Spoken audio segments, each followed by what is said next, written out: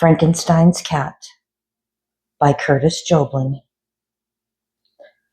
Now, we all know the story of Frankenstein and his monster. Frank was a misunderstood, some would say mad, doctor who made a man out of body parts. Monster goes mad, lots of tears, end of story. Well, the monster wasn't the doctor's first experiment. There was another. Meet Frankenstein's cat. Kind of funny looking, isn't he? The doctor named him 9.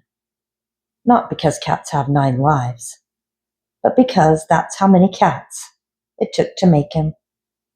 A Persian here, a Siamese there, a couple of tabbies, a few mousers, and a very, very, very smelly alley cat.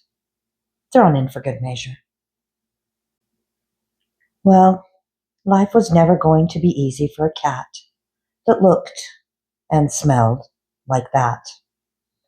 The folks who lived in the castle liked things that were just plain, ordinary, and, clearly, Frankenstein's cat was no ordinary cat. But 9 was determined to make some friends. With a stinky spring in his stuttering stride, he visited the castle kitchen. The sweet smell of baking pastries attracted him like a bee to honey. Frankenstein's cat slinked up to the cook and rubbed up against her legs. "Pee-you!" exclaimed the cook, pinching her nose. "What is that awful smell?" "Only me," said 9. "Can I help?" "Yes," said the cook.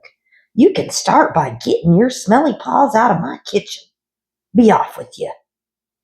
After a swift swipe from cook's broom, Frankenstein's cat scampered away. "I know," he thought. "I'll try the courtyard. I'll bet I'll find a friend there." He hopped into the yard, where he bumped into some village children playing. "Can I join in?" asked 9. "Yuck! What's that smell?" all the children muttered. One boy stepped up, not too close.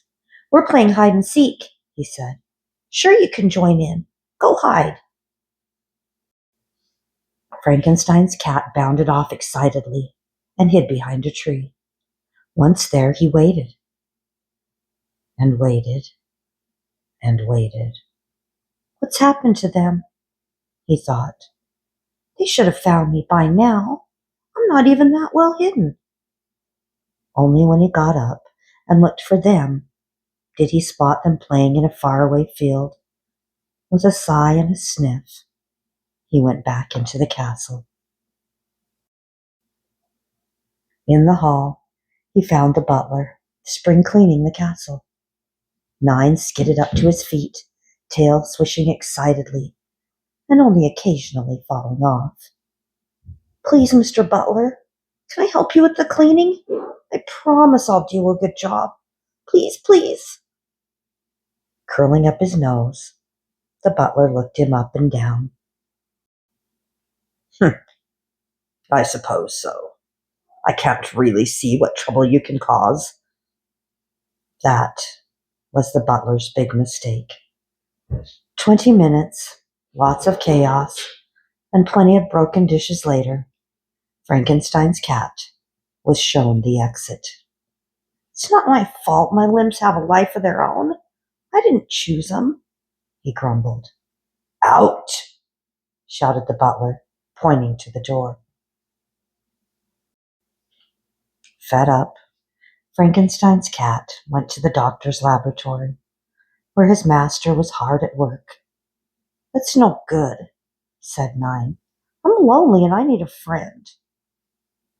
He shuffled about on his mismatched feet before settling in by the fire. That's when he had his idea. He didn't have many, so it was quite a special occasion. He looked up at the doctor with bright eyes. Well, one was bright, the other was a bit dull.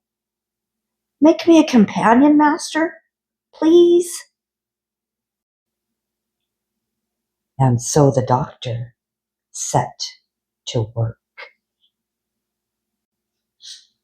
As the doctor chopped and sewed, stitched and sawed, Nine paced back and forth anxiously, nervous as a newborn kitten, something he'd never actually been. "Oh boy," he thought. "A friend, I can't wait." His thoughts were interrupted by his master's voice. "Enter," the doctor called, and Frankenstein's cat rushed in. He saw a shape draped in a white sheet, lying on the doctor's operating table. As a storm rumbled overhead and lightning lit up the laboratory, the doctor pulled hard on a large metal lever. Electricity coursed along the cables to the body on the table. Slowly but surely it began to twitch and stutter. The figure sat upright. The sheet was still covering it. The doctor stepped up and grabbed the edge of the sheet. A warm smile spread across his face. "Frankenstein's cat," said the doctor, pulling the sheet away. "Meet Fifi, Frankenstein's dog." The cat felt sick. With a screech of horror, Frankenstein's cat jumped 4 feet in the air, legs whirring, before turning on tail and sprinting for the door. Frankenstein's dog replied with bellowing "woof" before lurching after him on his clumsy paws.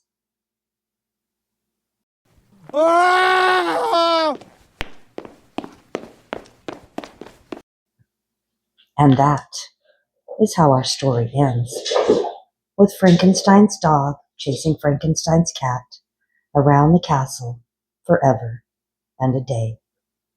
If one had to come up with a moral to this story, I'm not sure there is one. I guess it could be this: what you get, in this case, a large vicious zombie dog, isn't always what you asked for.